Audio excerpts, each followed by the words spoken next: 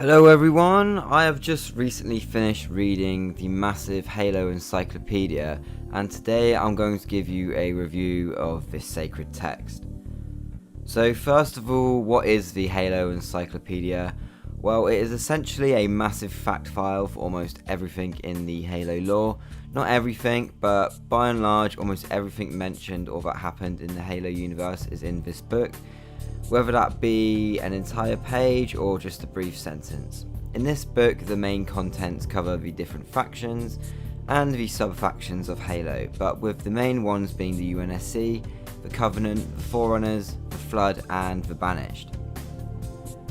Now, I won't show you everything, but I'll just show you some of the examples. Each faction has a section about their introduction, their worlds, their technology, the aspects of their society, individual characters, spaceships and vehicles, and finally weapons. And for each section, the lore spans from the earliest point in said faction's history within the Halo universe right up to the end of Halo Infinite. It covers the story beats of the games, but also the story threads that are found in the books, which I think is really nice that we have this encyclopedia to tie all the lore together. In my video, do you need to read the books to understand the games? I said that some of the games may leave the players a little confused if they haven't read at least some of the books. And I think that this encyclopedia is not just for lore enthusiasts, but for people who have played the games but didn't necessarily want to go through reading what is now thousands of pages of Halo novels. But I'm getting slightly ahead of myself. Let's look at the introduction to humanity.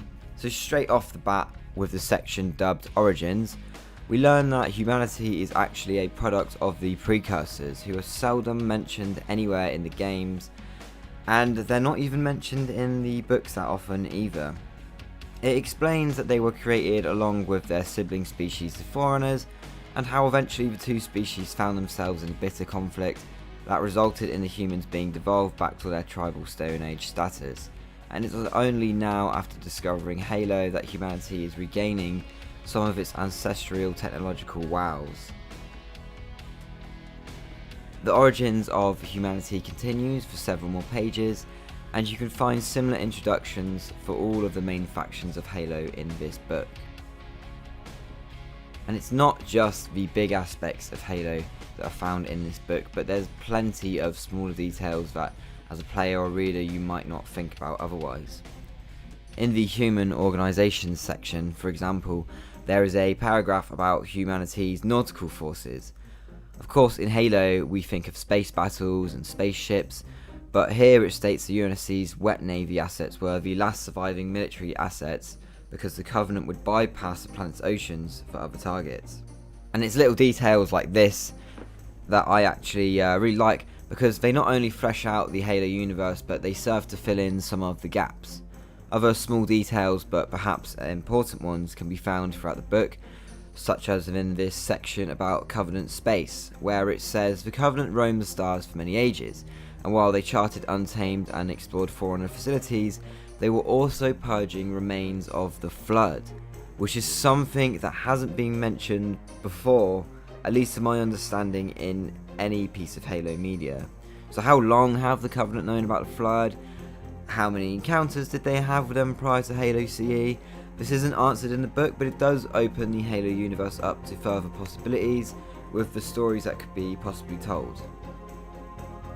Another aspect of Halo that can get confusing is the Splinter factions, especially those that came after the Covenant's collapse, and you can read about pretty much all of them, from the Servants of the Abiding Truth, the Swords of Sanghelios, the Keepers of the One Freedom, and even various remnants of the Covenant that have been led by various individuals such as Julam Dharma and even a Prelate.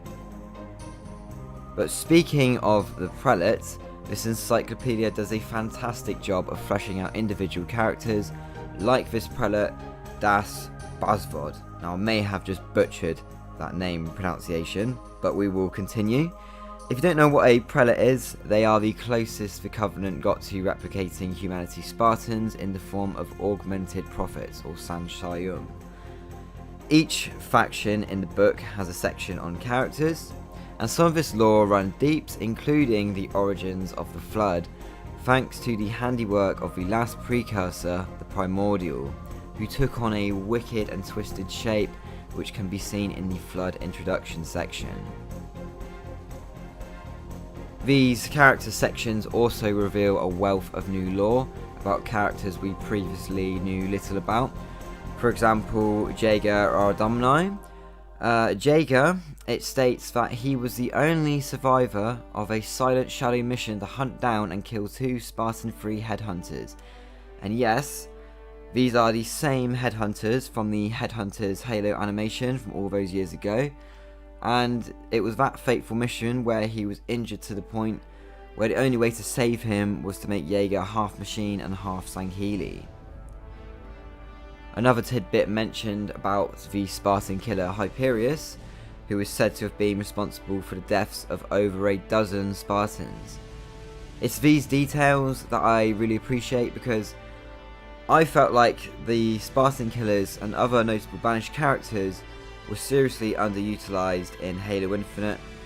They have gone into far greater detail about them here in these books, a little bit about their backstory and some of their ambitions. I just felt like in the games they appear like once or twice, and that was it. I think they get a bit more justice here.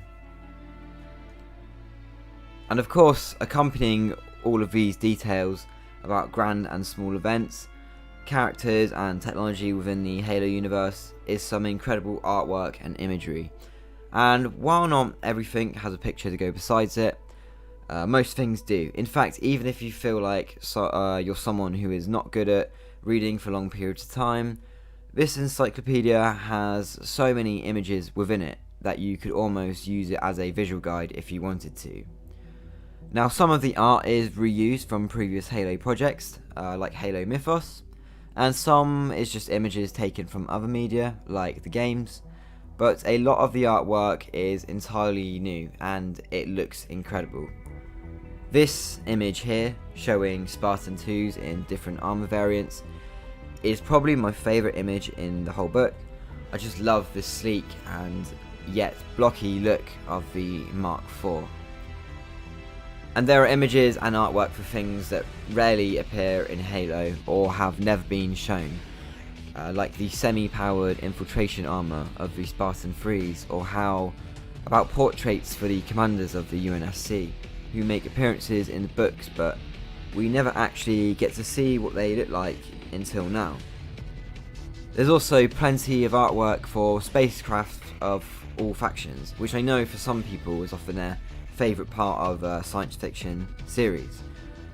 This was also where I got my information for my lore video on UNSC frigates. Perhaps even better though is the artwork for everything Forerunner. For instance, how about this look at the librarian's ship, which she used to explore part of another galaxy to find out what exactly happened to the precursors. And on the topic of Forerunners, you get a really good look and description of all the different Forerunner rates of society, from builders and miners to life shapers and warrior servants. And on top of that, you get a good look and description of some of the important figures of Forerunner society, such as Bornstella, otherwise known as the Isodidact.